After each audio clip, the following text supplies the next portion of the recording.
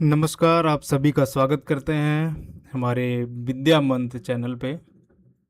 और देखिए, बहुत सारी न्यूज़, बहुत सारे समाचार आप सभी को रेगुलर प्राप्त हो रहे हैं यूट्यूब के माध्यम से कि सुपर टेट की जो है वो वैकेंसी आने वाली है। और ये मान के चलिए वैकेंसी तो आनी तय है। कितनी आए उन चक्करों में ना पड़ के, चाहे देखिए, चाहे 100 आए, चाहे 500 आए, चाहे 1000 आए, चाहे 10,000 आए, चाहे 1 लाख आए, एग्ज़ाम आपको देना है। और एग्ज़ाम देना है तो एग्ज़ाम की तैयारी अभी से शुरू करनी पड़ेगी।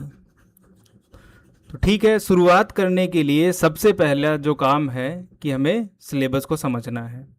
देखिए, ये इस चक्कर में पड़े रहना कि वैकेंसी कितनी आएगी, इन चक्करों से को छोड़ के कि वैकेंसी जितनी आएगी आएगी, ये तो तय है कि वैकेंसी तो सुपर टेट की आनी ही आनी है।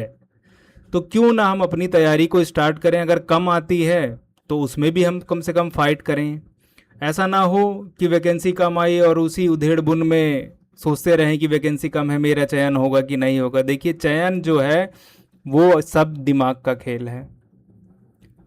ठीक है, दिमाग आप इसमें लगाएं कितनी वैकेंसी आएगी, कितनी वैकेंसी नहीं आएगी। उससे बेहतर है कि हम अपनी तैयारी को शुरुआत कर दें। चाहे 500 वैकेंसी आए, चाहे 10,000 वैकेंसी आए, चाहे 1 लाख वैकेंसी आ जाए। और उसको शुरुआत करने से पहले भाई सबसे पहले जो है, सबसे महत्वपूर्ण जो है, सबसे इम्पॉर्टेंट जो है वो है सिलेबस को समझना। क्योंकि पढ़ने के लिए बहुत सारी चीज़ें हैं, उसमें से क्या पढ़ना है और क्या नहीं पढ़ना वो ज़्यादा महत्वपूर्ण रखता है। ठीक है, इसी को बोलते हैं स्मार्ट स्टडी। स्मार्ट तरीके से, जैसे किसी का एग्ज़ाम निकलता है और किसी का नहीं निकलता है, तो इसका मतलब ये नहीं है कि कमी जो है वो हमारे में है, यानी हम कमज़ोर हैं। बिल्कुल नहीं। ये बहुत ही इसको कह सकते हैं कि हम नेगेटिव अपने बारे में सोचते हैं। जब हम अपने बारे में नेगेटिव सोचते हैं तो दूसरे हमारे बारे में पॉजिटिव कहाँ से सोचेंगे। तो कमज़ोर आप बिल्कुल नहीं है, पहले तो अपने दिमाग को ये बता दीजिए। और दूसरी चीज़, जिन बच्चों का सिलेक्शन होता है और नहीं होता है, उसमें फ़र्क सिर्फ इतना होता है कि वो लोग वो काम करते हैं जो उन्हें करना चाहिए, जो एग्ज़ाम की डिमांड है। ठीक है, तो चलिए आज हम समझते हैं कि सिलेबस में क्या क्या दिया है। देखिए, इसमें सिलेबस में सबसे पहले तो बता दें कि सब कुछ दी हुई है कि परीक्षा अवधि कितनी है, 2.5 घंटे की है। और कितने क्वेश्चन 2.5 घंटे की है, यानी 150 मिनट की। और कितने अंकों, कितने प्रश्न होंगे, वो होंगे 150। यानी 150 क्वेश्चंस के लिए आपको 150 मिनट मिल रहे हैं, यानी 1 मिनट में एक क्वेश्चन। और ये बहुत टाइम होता है। जिनको लगता है कि नहीं समय कम होता है, वो समय इसलिए उनको कम लगता है क्योंकि उनकी तैयारी अच्छे से नहीं हुई रहती। तो इसका इंतज़ार ना करते हुए कि नोटिफिकेशन कब आएगा, वैकेंसी कितनी आएगी, हम अपना काम अभी से स्टार्ट कर देते हैं। ठीक है, तो प्रश्नों की संख्या 150 होगी। ठीक है, और ये भी पता है कि ये एमसीक्यू बेस्ड होंगे, यानी टिक मार्क वाले होंगे। ठीक है, और ये प्रत्येक प्रश्न जो है वो 1 अंक का होगा। अब देखिए, विषय वस्तु का स्तर, भाषा में हिंदी, संस्कृत, ठीक है, अंग्रेजी, विज्ञान, गणित, पर्यावरण, सामाजिक अध्ययन, कक्षा 12 के स्तर तक होगा। अब देखिए, 12 के स्तर तक लेवल को तैयार करने के लिए आप ये 1 महीने, 2 महीने या 3 महीने में नहीं कर पाएंगे। ठीक है ना। तो जब नोटिफिकेशन आएगा, ज़्यादा समय नहीं मिलेगा आपको, 1 से 2, 2 से 3 महीने ज़्यादा से ज़्यादा मिल सकते हैं, और उसमें आपकी ये तैयारी इस लेवल की नहीं हो पाएगी। इसलिए तैयारी में लग जाइए। उसके अलावा शिक्षण कौशल, बाल मनोविज्ञान, सूचना तकनीकी, जीवन कौशल, प्रबंधन एवं अभिवृत्ति, ये सब डीलेड के पाठ्यक्रम में, जो आपने डीलेड किया है या यूपी टेट या सी टेट दिया है, उसी उन्हीं सभी से संबंधित है। ठीक है, तो पहले पे आते हैं। पहला है भाषा का। ठीक है, भाषा में क्या है, हिंदी, संस्कृत, अंग्रेजी, तीनों को मिला के कितने क्वेश्चन, कितने मार्क्स का है ये, 40 मार्क्स का। और इसमें आता क्या है, व्याकरण है, अपठित गद्यांश है, पद्यांश है, और ग्रामर है। इंग्लिश में ग्रामर है और कॉम्प्रिहेंशन है। इसके लिए हम डिटेल में अलग से एक वीडियो में आपको बताएंगे कि इसमें क्या क्या पढ़ना है। अभी तो केवल एक ओवरऑल व्यू देख लीजिए कि क्या क्या इसमें करना है। विज्ञान में देखिए, जैसे दैनिक जीवन में विज्ञान, हमारे डेली लाइफ में जैसे होता है, कपड़े क्यों सूखते हैं, धूप में सुखाने से कपड़े क्यों सूख जाते हैं। तो ये क्या है, डेली लाइफ का विज्ञान। क्यों? क्योंकि पानी जो होता है वो वाष्प बन के या इवोपरेट होके पानी निकल जाता है, तो कपड़े हमारे सूख जाते हैं। भाई पानी निकल जाता है कपड़ों से, सूख जाता है। तो ये जो डेली लाइफ में हमारे विज्ञान काम आता है, ये वो पूछा जा रहा है। ठीक है। दूसरा है गति। देखिए ध्यान से सुनिएगा, गति, बल, ऊर्जा, दूरी, प्रकाश, ध्वनि, ये सब क्या हो गए आपके फिजिक्स से संबंधित हो गए। समझ रहे हैं? फिजिक्स से संबंधित यानी भौतिकी से संबंधित। अब फोकस किस पे करना है? गति पे। भाई फिजिक्स में बहुत कुछ दिया हुआ है, लेकिन हमें किस पे फोकस करना है? गति पे, बल पे, ऊर्जा पे, दूरी पे, प्रकाश पे और ध्वनि पे। फिर है जीवों की दुनिया, मानव शरीर, स्वास्थ्य, स्वच्छता एवं पोषण, पर्यावरण एवं प्राकृतिक संसाधन, पदार्थ एवं पदार्थ की अवस्थाएं, ये सब विज्ञान में है। देखिए अब जैसे पदार्थ एवं पदार्थ की अवस्थाएं, ये सब किस में आ गई? ये सब केमिस्ट्री में आ गई। ठीक है, केमिस्ट्री में यानी रसायन विज्ञान। ठीक है, यानी आपका बायोलॉजी से भी, फिजिक्स से भी, ठीक है, और केमिस्ट्री से भी, तीनों से आपको क्वेश्चन पूछे जाते हैं। अब इसमें देखिए फिजिक्स में तो दे दिया है गति, बल, ऊर्जा, दूरी, प्रकाश, ध्वनि, और इसमें जीवों की दुनिया में सब कुछ आ जाते हैं, चाहे वो मानव हो, पेड़ पौधे हो या जानवर हो।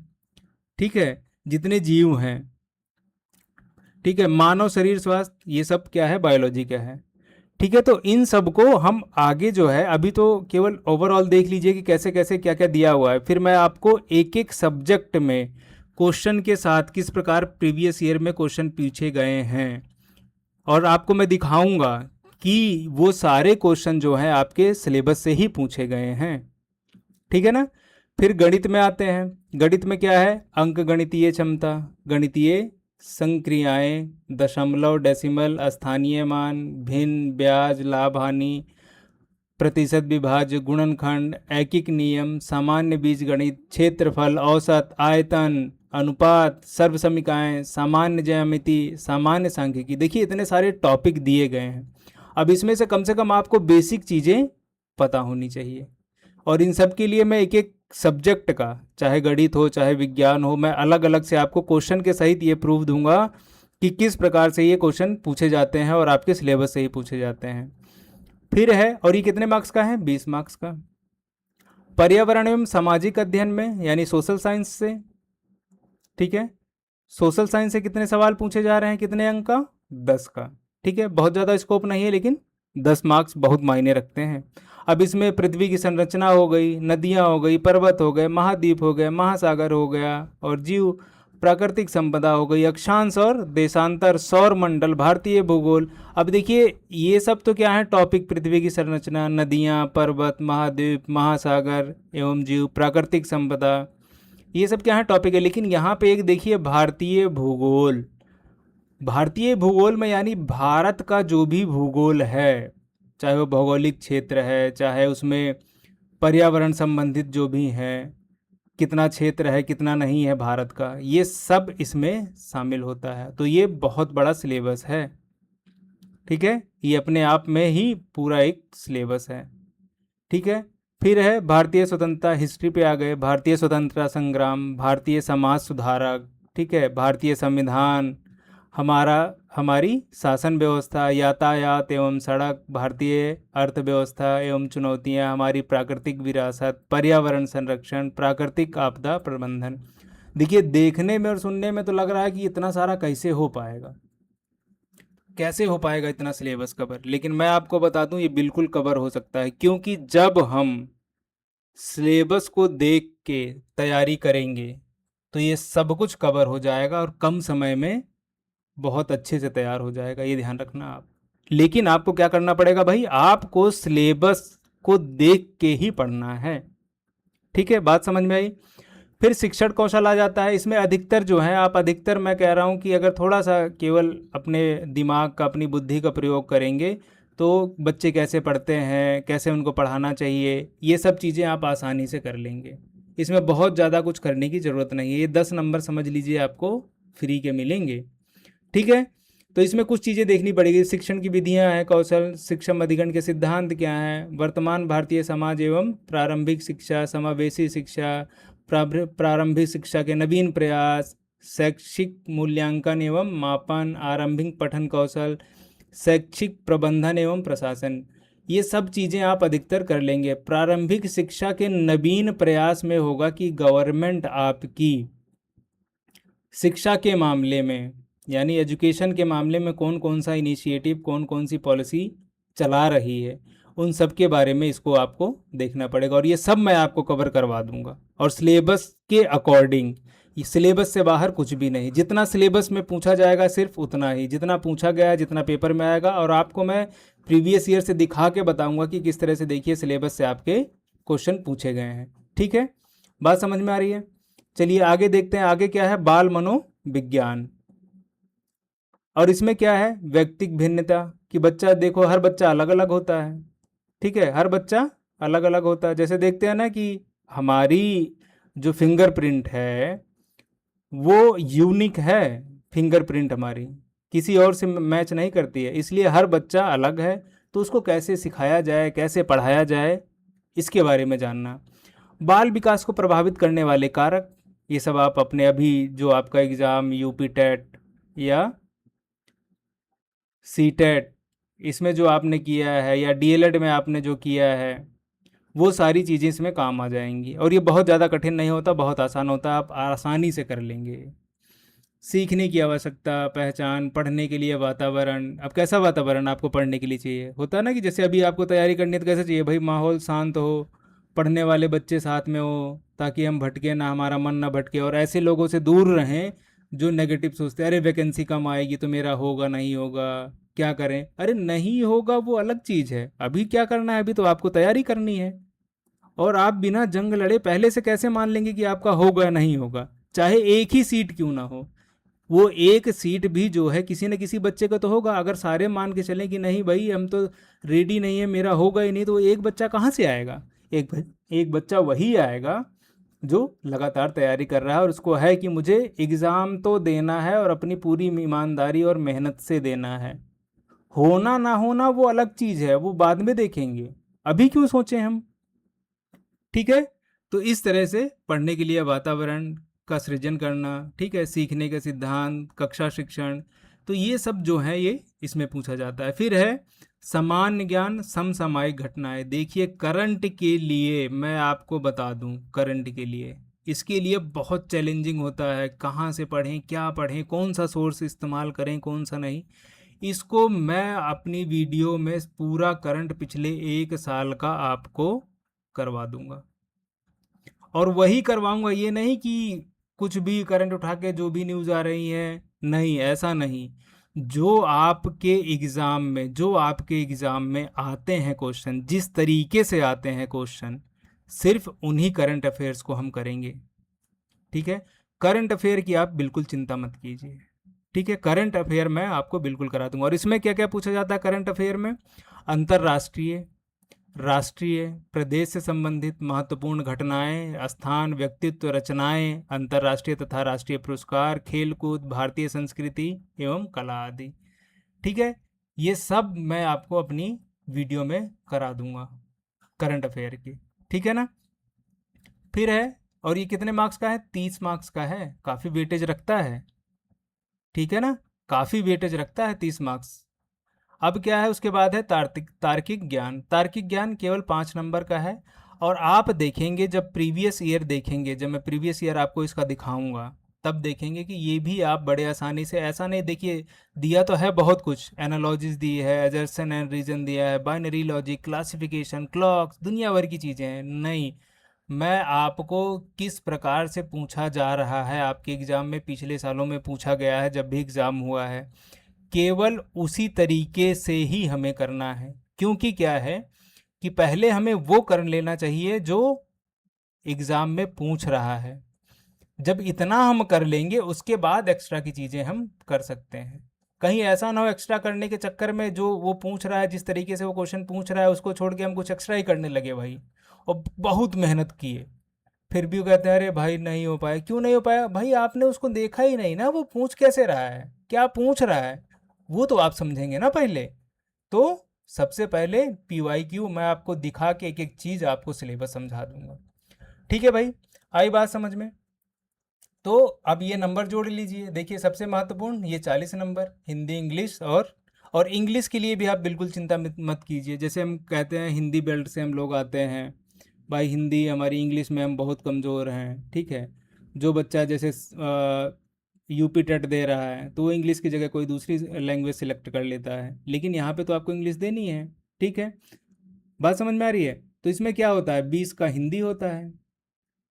ठीक है, 20 का हिंदी है, 10 का संस्कृत है, और 10 की इंग्लिश है।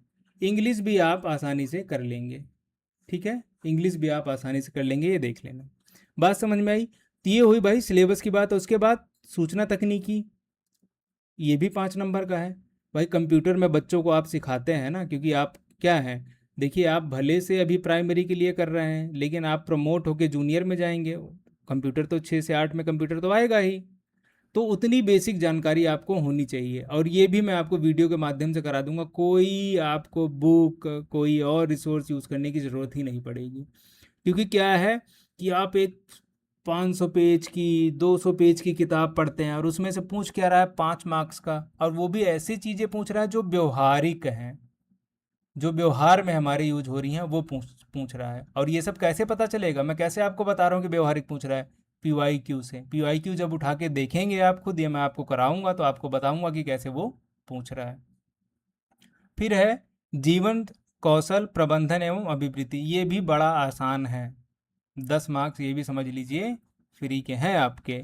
व्यवसायिक आचरण एवं नीति, प्रेरणा कैसे मिलती है, शिक्षण की भूमिका क्या है, सुविधा में कितना प्रदाता अनुश्रवण करता है, नेतृत्व करता है, मार्गदर्शक है, परामर्शदाता है। भाई आप परामर्श तो देते ही हैं, परामर्श में तो हम सबसे आगे रहते हैं, ये कर लो वो कर लो। जैसे आप अभी, मैं आपको परामर्श दे रहा हूँ, ठीक है, मैं क्या दे रहा हूँ आपको, परामर्श ही दे रहा हूँ। तो परामर्श में तो हम रहते ही हैं भाई, परामर्श तो हम दे ही सकते हैं, मार्गदर्शक बच्चों के या नेतृत्व करता।